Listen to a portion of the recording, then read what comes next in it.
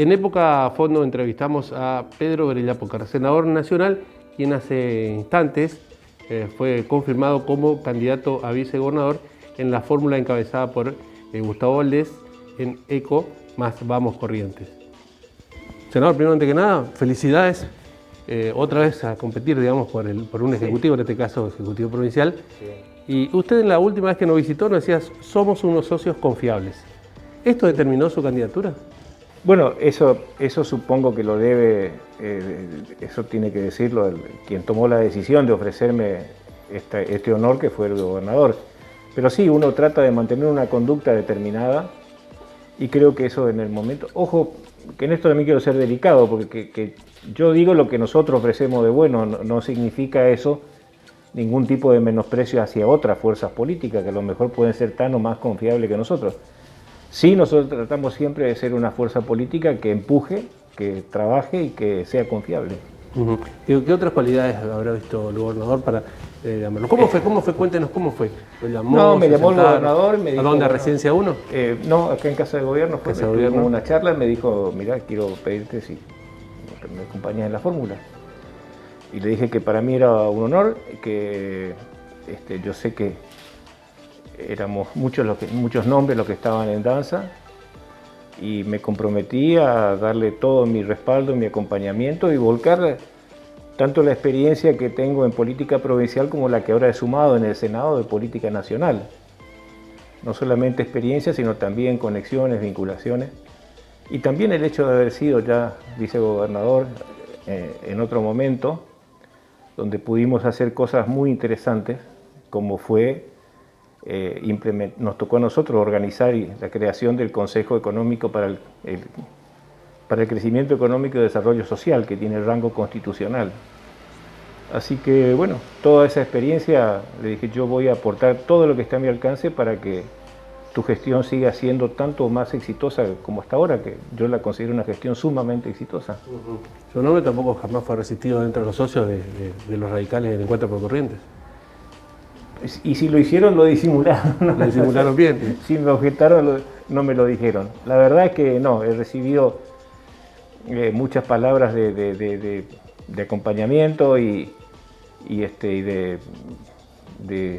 que son satisfactorias, ¿no? A esta altura de la vida, ganarse la confianza y el respaldo de los socios políticos es importante. ¿Qué de distinto puede aportarlo, de acuerdo a esa experiencia que ha cosechado en estos últimos años, de sus otras oportunidades en que estuvo como vicegobernador, con Ricardo Colombi, por ejemplo? Son momentos distintos. Cuando lo acompañé al doctor Colombi, él estaba volviendo a ser gobernador. Era un momento si bien el gran esfuerzo lo hace Ricardo Colombi en materia de ordenamiento de las finanzas, que yo a eso le doy mucha importancia, en su primera gestión. Después, bueno, vino un cambio dentro de lo que era la misma alianza, porque en definitiva teníamos un mismo origen, y entonces fue ese tipo de transición, más con factores políticos, y después se plantea otro desafío, que fue que el gobierno nacional en aquel momento tomó la decisión de intentar ganar la gobernación de Corrientes. En ese contexto, bueno, hubieron muchos apoyos y cosas a quien después sería candidato a gobernador. Hoy es una coyuntura diferente. ¿Por qué? Y porque hoy hay dos cuestiones muy complicadas. Primero, la pandemia. Yo hablo mucho de esto porque conozco el tema, porque no solo por haber sido ministro de Salud de la provincia, sino porque además estoy permanentemente en contacto con amigos míos que son especialistas en la cuestión y lamentablemente lo debo decir, todavía nos quedan meses muy duros por delante. Todavía nos quedan meses muy duros, es decir, esto no está superado. Y después la sorpresa, lo que está pasando en Europa. Por ejemplo, hoy vi una estadística de que Países Bajos, Holanda, de golpe tuvo un pico de contagios. Es decir, y la aparición de esta nueva cepa, que demuestra ser mucho más contagiosa que las otras cepas conocidas hasta este momento. Entonces, ese tema nos marca un ritmo a toda la sociedad. Y en ese sentido, el doctor Valdés demostró ser, realmente yo lo dije muchas veces, lo dije en aquel momento, fue un visionario. Porque cuando se hizo el hospital de campaña, que ahora ha demostrado la eficiencia que tiene, con todas los aciertos y equivocaciones que puedan ocurrir, pero es un hospital que está sobrecargado como ninguna institución de salud. Sin embargo, eso ha permitido que Corrientes tenga una de las tasas de letalidad más bajas de la Argentina. Y en su momento a lo mejor muchos pensaban, o hasta pensábamos que era demasiado grande, ¿no es cierto?, todo lo que se estaba invirtiendo, y la realidad ha demostrado de que hasta ahora está alcanzando, no sé si me explico el término. Y bueno, y van a venir momentos difíciles porque en todo este tiempo mucha gente ha perdido su trabajo, ha perdido su negocio, ha perdido su empresa. Todo lo que sean actividades de servicio se han visto severamente castigadas en toda la Argentina. Y va a venir un tiempo complicado. Entonces, en ese contexto yo creo que el gobernante ideal es quien tiene el perfil del doctor Valdés, que ha demostrado no solamente una enorme disciplina de trabajo, sino como decía, esa visión de futuro que algunos no la tuvimos en ese momento. Y bueno, y confío en que cuando termine de pasar esto y empiece lo otro, que es la pospandemia, la recuperación, va a ser fundamental toda esa experiencia, y para mí va a ser un gusto colaborar en todo eso. Y en este contexto difícil de pandemia, más lo que viene, como lo ha planteado, ¿cómo se va a ejecutar o cómo se puede ejecutar los ejes de proyectos que tiene Corrientes, digamos, de desarrollo, de inclusión? Y bueno, la provincia está llevando adelante una política muy interesante en materia de industrialización, que yo siempre dije, no se industrializa el que quiere, sino el que puede. Porque si uno analiza el proceso industrializador de la Argentina, se ha dado siempre a partir de decisiones nacionales, que han beneficiado a algunas provincias y ha perjudicado o ha postergado a otras. Tomemos el caso de la industria automotriz, por ejemplo. Ustedes son mucho más jóvenes, pero yo era muy criatura cuando se cierra la importación de vehículos y se empieza a fabricar los primeros autos en la Argentina. La estanciera, Jeep, todo ese tipo de cosas. ¿A dónde estaban? Córdoba, Santa Fe, Córdoba, Rosario, Gran Buenos Aires, fundamentalmente Gran Buenos Aires. Y eso necesariamente trae ese tipo de industria, como otras, industrias petroquímicas, etcétera, todo concentrado siempre en esa superficie, en ese triángulo, ¿no es cierto? Y en detrimento de las otras provincias argentinas, sobre todo en la del norte. Entonces, Corrientes ahora está llevando adelante una política de industrialización en algo que tiene, que es la madera, la forestoindustria. Es decir, el gran desafío es incorporarle todo el valor agregado posible a ese enorme volumen de materia prima que significa el hecho de que Corrientes sea la primera provincia forestal de la Argentina, forestación implantada, forestación para ser explotada. En ese sentido, como le decía, la política de los parques industriales, que yo invito al que quiera y tenga tiempo y le den visitar Santa Rosa, Ituzaingó, Paso de los Libres, San Carlos, Mercedes. Algunas ya empezaron en la gestión del doctor Colombi, como el caso de Mercedes, Santa Rosa también. Y uno ve que hay otra provincia que empieza a tomar forma, o el plan Limón, o el plan de Nuez Pecano, es decir, un montón de cosas novedosas que permiten que Corrientes se vaya posicionando en las demandas que el mundo tiene hoy. Además, Corrientes tiene dos cuestiones que yo le doy especial importancia. Tiene una de las mejores ofertas universitarias del país. Yo sé, porque soy profesor universitario de hace más de 30 años. Por ejemplo, Corrientes es una de las pocas provincias que tiene 2 facultades de medicina en su territorio, una pública y una privada.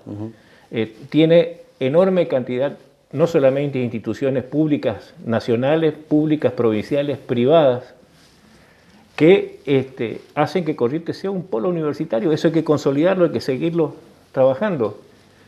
Y el otro tema es que Corrientes tiene una de las tasas, una de las alícuotas más bajas, creo que la más baja del país en materia de impuestos locales, que beneficia enormemente a todo aquel que quiere invertir en la provincia. Es más, si el proyecto es novedoso y bueno, la provincia normalmente le cobra 0 impuestos. Y es más, hasta le suele facilitar la instalación en un predio determinado. Y esto uno puede decir, bueno, no, yo conozco porque mi paso por el Senado me ha permitido comparar. Eso no se da en otras provincias. Hay provincias vecinas nuestras, como puede ser Misiones, como puede ser Entre Ríos, que tienen alícuotas mucho más altas que nosotros y un costo de energía mayor que el nuestro. Por eso es que muchas empresas de Entre Ríos se están radicando en el sur de Corrientes y muchas empresas de Misiones están radicando en la zona norte de Corrientes. Eso yo lo invito, reitero, a quien lo quiera visitar.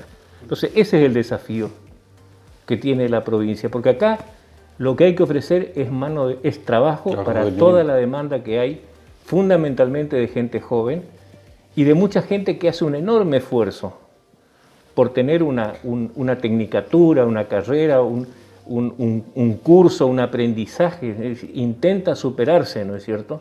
Y que tiene que tener una oportunidad.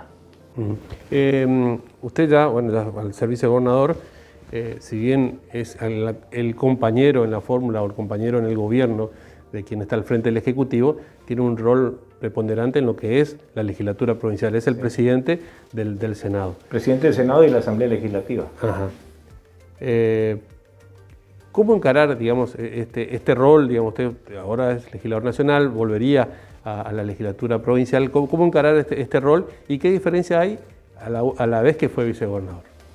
No, yo creo que, bueno, ahí hay una cosa a favor del gobierno y es que la gestión de ECO tiene mayoría en ambas cámaras. Cuando yo me hice cargo de la vicegobernación, el panorama era diferente. En el Senado teníamos minoría, después se fue construyendo una mayoría en un trabajo con el Poder Ejecutivo en común acuerdo. Al poco tiempo teníamos ya una mayoría más calificada. Hoy arrancamos con esa mayoría, lo que también es un desafío, porque así que yo creo que la tarea va a ser relativamente sin complicaciones, esa parte de la labor. Para que la gente sepa, el Poder Ejecutivo es unipersonal. En el sistema presidencialista argentino, el Poder Ejecutivo es unipersonal. El vicegobernador es presidente nato del Senado, reemplazante del gobernador cuando tiene que viajar o cosa por el estilo, y ahora tiene esa tercera función que yo le mencionaba al principio, que es el presidente nato del Consejo para el Crecimiento Económico y Desarrollo Social. Son las 3 funciones propias que tiene el vicegobernador. Las demás funciones las cumple muchas veces por delegación. Dijo, bueno, ahora vamos a arrancar con una mayoría. Seguramente le van a decir, en caso de ganar las elecciones, y de acuerdo también a los resultados de la cantidad de senadores que pueda lograr Encuentro por Corrientes, de que la legislatura sería una escribanía del gobierno. No, nunca lo fue. Nunca lo fue porque siempre se cuidó, aun cuando teníamos mayoría, siempre, tanto el Poder Legislativo como el Poder Ejecutivo, cuidó una cuestión muy importante, que es el brindar información. Mire, cuando yo era vicegobernador, era una presencia permanente de ministros del Poder Ejecutivo reunidos con el oficialismo y con la oposición cada vez que se iba a tratar alguna ley que era de interés del gobierno para eliminar todas las dudas que hubieran. Y muchas veces, tomando en cuenta opiniones de sectores opositores, sí, se introdujeron cambios en los proyectos. Porque en ese diálogo que se establece, inclusive fuera del recinto, sino en las reuniones de comisión, que es donde está la esencia del proceso legislativo, ¿no es cierto?, se aprenden muchas cosas y se pueden recibir muchos aportes. Hay que tener la mente abierta, que tratamos de tenerla, y vocación de intentar hacer todo lo mejor posible. Y en ese sentido tampoco se debe desaprovechar la experiencia que puede aportar la oposición. ¿Usted cree entonces que una gestión sería de puertas abiertas para los diferentes sectores? Seguramente, así ya lo fue y así va a ser. Doctor, las 2 principales fórmulas de las 2 principales alianzas están conformadas por hombres. Sí. Queda en el debate la paridad de género. ¿Qué piensa al respecto? ¿Dónde se puede compensar? Por eso yo creo que es conveniente aclarar que el Poder Ejecutivo es unipersonal. No sé si me explico esto. Es decir, la paridad de género se va a dar en el caso nuestro con las candidaturas legislativas. Entiendo que una mujer va a encabezar la lista de diputados, yo no quiero adelantar esto porque no me corresponde, Está bien. pero va a haber una presencia importante como ya la hay en la legislatura. Y después en las distintas funciones de gobierno. Pero este detalle no es menor de que el Poder Ejecutivo es unipersonal. Eso se debe tener en cuenta. Y también en cuanto a reclamo, planteos sobre recambio generacional, también se dan esas escalas, digamos. Mire, yo creo que en la alianza nuestra hay gente con más experiencia, como es mi caso, y gente mucho más joven. Lo importante es que hagamos el esfuerzo por complementarnos. Hagamos el esfuerzo por complementarnos. Fíjese usted que Barack Obama, que fue uno de los grandes presidentes de Estados Unidos en los últimos años, tenía como vicepresidente un hombre mucho mayor que él, que era el actual presidente Joe Biden. Joe Biden, cuando deja los 2 mandatos que fue vicepresidente, poco se retira, viene Donald Trump, y Biden vuelve al ruedo político y fue electo a los 78 años presidente de Estados Unidos. Y a mí que me gusta la política internacional, voy siguiendo, está haciendo muy bien las cosas porque está aprovechando la enorme experiencia que tiene de haber sido muchos años senador nacional, está yendo a los temas que hoy pueden generar algún tipo de complicaciones en el mundo. Usted nos ha dicho que lo importante no es la edad, sino cómo adaptarse a los cambios. Eso nos dijo en la entrevista anterior. Exactamente. Obviamente a lo mejor alguno me dice eso porque vos tenés unos cuantos años, puede ser. Pero yo creo, como digo, a mí me encanta conversar. Yo siempre digo, yo soy primero político, segundo docente y tercero abogado. Mi otra profesión, que la considero le doy la misma importancia que la política, que es la docencia, estoy en permanente contacto con la gente joven. Permanentemente, y aprendo mucho, aprendo de las preguntas y de los cuestionamientos que muchas veces me realizan. Modalidad que yo por otra parte fomento desde la cátedra, de que el alumno pregunte y cuestione. Entonces, pero también los alumnos aprenden de mí, porque ese es mi deber, que ellos aprendan de lo que yo puedo aportar. No sé si me explico. Es una tarea de equilibrio, ¿no? ¿Te gusta que le cuestionen? Me gusta que me pregunten, sí, por supuesto. Y he tenido alumnos a lo largo de mis años de enseñanza, he tenido alumnos que me hacían preguntas realmente complicadas y a mí me gusta responderlas. Me gusta el desafío, soy competitivo en ese aspecto. Yo recuerdo haberle hecho una nota cuando se fue a China. Sí. Ajá, su regreso a China en realidad. Y comentaba mucho sobre todo lo que había visto allá, el tema de industrialización y demás. Y a Canadá también se fue, ¿no? China y Canadá. China y Canadá. Y en Canadá, por el tema forestal. Exactamente. Digamos, ¿cuánto avanzamos de aquel viaje, de todo lo que era la industrialización forestal al de hoy? La inversión que está hecha en materia de frigorífico es gente de la empresa de la provincia que yo visité en China. No sé si tuvo algo que ver o no, porque esa es una gestión que la hizo el actual gobernador, pero hay una continuidad. Hoy tenemos inversiones que van mucho más allá de la comercial, ¿no es cierto? Que de a poco estemos recuperando en la 4ª o 5ª provincia ganadera de la Argentina no tener frigorífico y que empecemos a recuperar y podamos exportar carne, es un avance muy importante y eso es relación con China. Con Canadá creo que se puede todavía aprovechar mucho más. Hay 2 referentes en el mundo en el tema de tecnología de madera que son Finlandia y Canadá. Finlandia fue la que nos enseñó a nosotros el aprovechamiento de la madera allá al comienzo del periodo democrático, 84, 85. Y si bien Corrientes ya tenía una producción, pero los finlandeses nos enseñaron muchísimo a nosotros.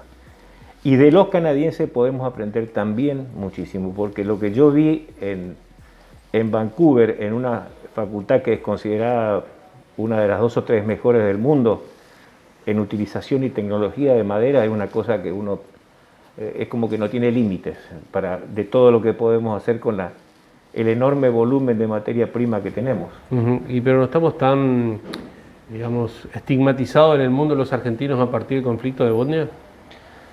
En el mundo, sí, por lo menos industrial. Eso nos afectó. No solamente, más que el conflicto de Bosnia nos complican algunas discontinuidades en materia de política económica.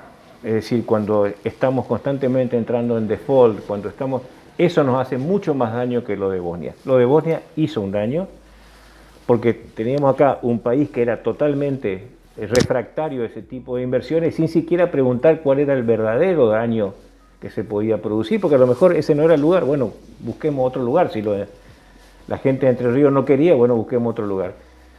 Frente a otro país que aún con un gobierno socialista, o de socialdemócrata, digamos, les abrió las puertas, y no solamente a Bosnia, sino también a otra inversión que vino posteriormente. Entonces, eso trajo un problema. Pero yo sostengo que con el inmenso macizo forestal que tenemos y que sigue creciendo, necesariamente va a ser buen negocio para la gente que quiere invertir. Por eso digo, es mucho más importante ofrecer reglas de juego claras. Pero ¿cómo Corrientes puede atraer inversores cuando Argentina los rechaza? Pero, o sea, bueno, si usted es inversor ganadero, si usted es un inversor ganadero a nivel mundial, ¿hoy vendría a la Argentina que le impiden exportar? Mire, es cierto que cuando un gobierno ofrece, por eso le decía que el problema mayor por ahí son los mensajes tan contradictorios que surgen desde el gobierno nacional. Pero yo sostengo que cuando el inversor ve que el negocio es bueno, le incorpora una dosis más de riesgo a su inversión, porque la inversión siempre es riesgo. Por eso es el que emprende, es emprendedor, es el que inicia una empresa, está asumiendo un riesgo. Y muchas veces, si la promesa de ganancia es buena, a lo mejor le incorpora dentro de ese riesgo calculado, lo que significa también que muchas veces se cambien las reglas de juego acá, ¿no? Por último, para no quitarle más tiempo, a ver, si tuviera que decirle hoy al elector, no está viendo el electorado, ¿qué le puede ofrecer Yapocar a Corrientes? Bueno, le puedo ofrecer primero, discúlpeme que en esto sea por ahí reiterativo, pero una vida donde yo puedo demostrar que la ética y la transparencia ha sido mi componente fundamental. Eso viene de familia y eso es lo que yo pongo siempre a disposición de la gente, y como digo también es lo que le dejo a mis hijos. Y es lo que creo que me permitió en algún momento superar de circunstancias adversas que tuve en mi carrera política. Y le ofrezco mi experiencia, la experiencia de la política provincial, pero también ahora la experiencia nacional. Yo aprendí mucho en Buenos Aires, porque tengo la actitud de escuchar siempre. Yo no me movía jamás de mi banca, escuchaba a todos los senadores, cosa que no es común porque muchos se levantan y se van a sus oficinas. Yo me quedaba en todos los debates, porque eso me permitía tener un panorama muy completo de la realidad argentina, que es tan cambiante porque somos un país con tantas cosas tan diferentes, pero a la vez con muchos problemas comunes. Entonces, aprendí muchísimo. Además, representé al Senado argentino en el exterior 4 años en el Parlamento latinoamericano, como presidente de la Comisión de Seguridad y Narcotráfico, lucha contra el narcotráfico y delitos complejos. Y bueno, todo eso es lo que voy a volcar acá. A ver si se entiende, yo me formé para esto. Que yo me haya dedicado toda mi vida a la política significa que también postergué otras cosas. Lo único que no postergué es la docencia. ¿Por qué? Porque doy una materia además que tiene mucho que ver con la política. Sí, ahí tengo el desafío de la absoluta imparcialidad, y creo que todos los que fueron mis alumnos saben que yo jamás hice política en la universidad, en mi cátedra o desde la cátedra. Pero yo me formé para esto. Sin falsa modestia, me considero un especialista. Cuando tuvimos los debates en el tema de la pandemia, yo les dije, señores, yo voté la ley de vacunas, por ejemplo, cuando todavía estaban en fase experimental la mayoría de las vacunas. Pero como fui ministro de Salud, sé que el gobierno iba a necesitar ese componente fundamental, y los hechos me dieron la razón. Es más, el gobierno, que se negó a hacer algunas modificaciones que le dijimos que estábamos dispuestos a hacer a la ley, tuvo que sacar un DNU, que también voté favorablemente, aunque estoy en desacuerdo con el procedimiento. Les dije en el mes de diciembre, señores, se están equivocando. Ustedes están priorizando la reforma judicial, están priorizando la reforma del Ministerio Público y acá la prioridad es la pandemia.